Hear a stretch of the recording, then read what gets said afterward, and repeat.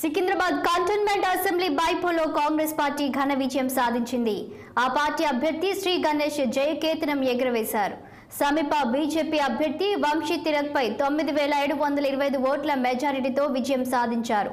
శ్రీ గణేష్ కు 35329 ఓట్లు రాగా వంశీ తిలక్ కు 25598 ఓట్లు లభించాయి. ఇక బీఆర్ఎస్ అభ్యర్థి నివేదిత 23480 ఓట్లతో థర్డ్ ప్లేస్ కి పరిమితమైంది. కంటోన్మెంట్ సిట్టింగ్ స్థానాన్ని గులాబీ పార్టీ కోల్పోవడంతో శ్రేణులు నిరుత్సాహంగా ఉన్నారు.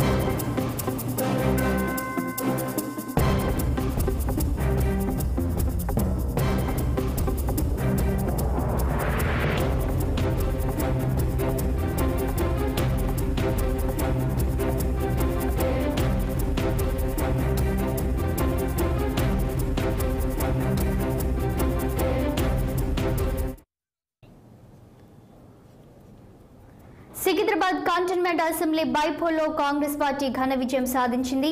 ఆ పార్టీ అభ్యర్థి శ్రీ గణేష్ జయకేతనం ఎగురవేశారు. సమీప బీజేపీ అభ్యర్థి వంశీ తిలక్ పై 9725 ఓట్ల మెజారిటీతో విజయం సాధించారు. శ్రీ గణేష్ కు 35329 ఓట్లు రాగా వంశీ తిలక్ కు 25598 ఓట్లు లభించాయి. ఇక బీఆర్ఎస్ అభ్యర్థి నివేదిత 23480 ఓట్లతో థర్డ్ ప్లేస్ కి పరిమితమైంది. కంటోన్మెంట్ సిట్టింగ్ స్థానాన్ని గులాబీ పార్టీ కోల్పోవడంతో శ్రేణులు నిరుత్సాహంగా ఉన్నారు. ఇక ఇదే అంశంపై మరింత సమాచారం మా ప్రతినిధి శ్రీనివాస్ లైవ్ లో అందించడానికి సిద్ధంగా ఉన్నారు. శ్రీనివాస్, చెప్పండి, కంటోన్మెంట్ ఉప ఎన్నిక ఫలితంపై అప్డేట్స్ ఏంటి?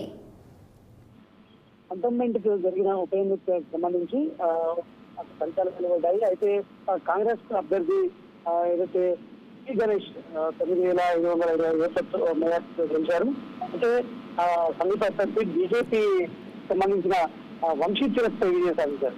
అయితే ఈ సిట్టింగ్ స్థానం బీఆర్ఎస్ సిట్టింగ్ స్థానం అయితే ఏదైతే నివేదిత లాస్ట్ నందిత రోడ్డు ప్రమాదంలో ఎమ్మెల్యేగా లాస్ట్ నందిత రోడ్డు ప్రమాదంలో చనిపోవడంతో కూడా ఈ ఉప ఎన్నిక ఏర్పడింది. ఈ నేపథ్యంలో కూడా బీఆర్ఎస్ కు సంబంధించి నివేదిత ఏదైతే లాస్ట్ నందిత సోదరి నివేదితను ఆ పార్టీ ప్రకటించింది. ఈ నేపథ్యంలో కూడా బీఆర్ఎస్ నుండి లాస్ట్ నివేదిత, అదేవిధంగా బీజేపీ నుండి వంశీ తిలక్, అదేవిధంగా శ్రీ గణేష్ గతంలో బీజేపీ నుండి పోటీ చేసి ఓటమిన శ్రీ గణేష్ దాదాపు అసెంబ్లీ ఎన్నికల అనంతరం కాంగ్రెస్ పార్టీలో చేరడం జరిగింది.